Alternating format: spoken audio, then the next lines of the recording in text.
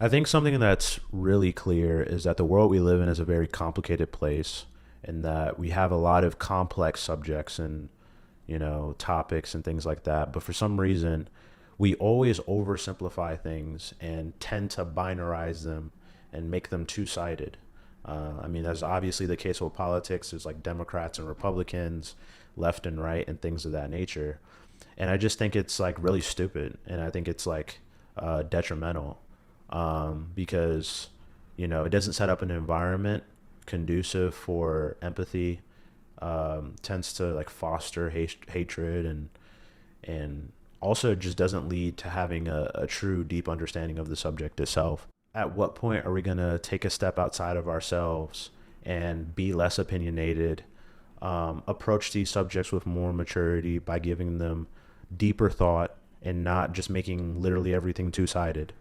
Like, at what point are we going to do that? I think one thing to note is that if you look at all this from an evolutionary standpoint, it makes a lot of sense why, we as human beings sort of oversimplify everything, because really there was never an evolutionary reason for the brain to have a deep understanding of how the world works from a mechanical level, and having a deep understanding of issues or situations.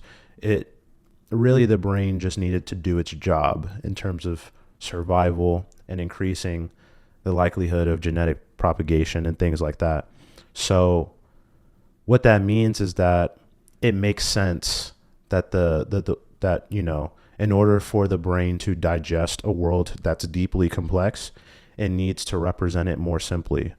And I think that's a big part of the reason why like our brains are limited in understanding the scale of things, the complexity of things. And it's part of the reason why we don't give people the proper credit in terms of, uh, you know, giving individuals their proper complexity, not categorizing them based on what they believe or based on the tenets of a certain political party or whatever the case may be. I think there's another like very obvious situation to me where we sort of oversimplify a very complicated issue, and that's like when it comes to race, because we kind of have like the binary of black and white. I mean, we do sort of have, there's other races too, but for some reason we just assign ethnicities to those races and not colors. But uh, anyway, I think like the issue there is that, and I think I should first preface by saying that I recognize that there's a lot of people out there that are like, oh, I don't believe in black and white because, I just don't see color. And, I just like hear what people have to say. Like there's like the whole colorblind stance where people are basically deflecting because they don't want to have to care about race issues. That's not at all what I'm trying to like say here or promote here. But what I am trying to say is that we're not approaching race issue conversations with the right level of maturity.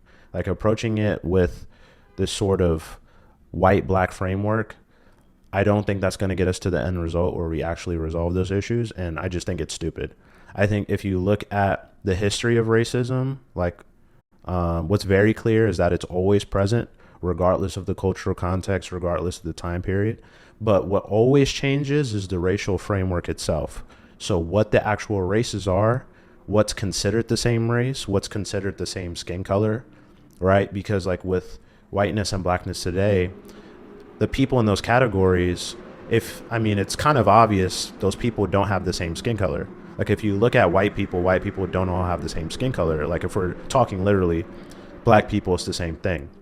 In fact, there are South Asians, for example, a lot of whom are darker skinned than black people.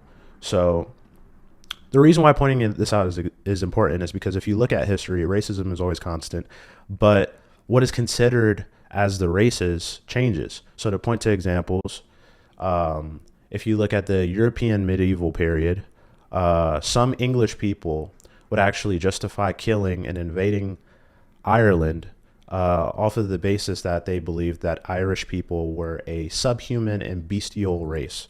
And that sort of mindset and talk was promoted for centuries. An important example that I didn't point out in this video that I want to point out because it touches on blackness.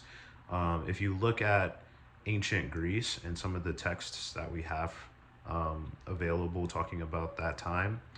If you look at Herodotus's the Histories, which is known as one of the oldest studies of history in the Western world and the surrounding regions in that era, um, Herodotus mentions that Ethiopians were known as the tallest and most beautiful of all men during that time, while simultaneously in the same passage calling Libyans a subhuman race. So just wanted to point that out because it kind of illustrates that blackness is a modern concept, and back then Africa was kind of seen even in the global sphere as divided into multiple races. You could even look at ancient America. The Mayans would conduct human sacrifices and use people of other tribes as the subjects of those sacrifices, and would even torture those people off of the basis that they deserved it. So the point I'm trying to make here is that tribalism has always been present in just about every culture, but what exactly you view as sort of the races, or what one individual would consider as the other and not a part of their own people, is completely dependent on that culture and that context. Um, and I think that's a level of awareness we don't have yet when we're having race discussions, because I think we could approach it from a more mature perspective by taking a step back and not talking about things as like simply black and white, but understanding that there's higher complexity there. Like, for example, acknowledging that it's having darker skin in general that is causing issues, and that people with darker skin are prejudiced against. And I think have we can make sort of statements like that more clear and approach discussions like framing it in that way versus like, oh, this is one people's problem, this is a separate people's problem, and it's not the problem of this other people.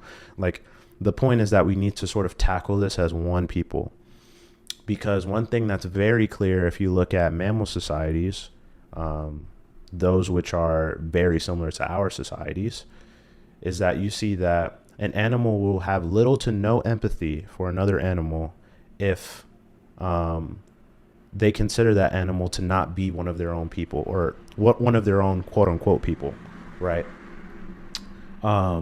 So it's kind of like the same thing that I was just talking about, that you can see reflected in mammal societies, is that there is an us and them mindset that's genetically encoded. So you see it in literally all of them, but it's plastic in the sense that what they consider to be an other changes depending on how they were raised and the culture they were, the culture of that particular society, or the setting, right? The reason why that's so important is because what you realize is that we can actually resolve a lot of things by sort of like addressing the situation from a perspective as one people, right? This is all of our problems, not just one people's problem.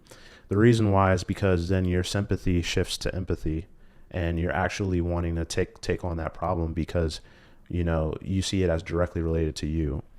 But yeah, that's just one example of, to me, a situation that's really complicated, which is the race subject, which I think race issues will continue to exist unless we increase our maturity in how we talk about it and get smarter, because just attacking things from the black and white perspective is just like it's not going to actually result in solutions, and it hasn't so far. But yeah, I'm really curious what you guys think and like what you have to say about this topic. I think it's interesting, and I think we finally need to get to a point where, with the tools and the technology that we have today, and what we've learned with science and things like that, like, we need to approach a lot of complicated situations with a bit more maturity and care, and we need to sort of migrate away from these like more base tendencies that are in our DNA. And yeah,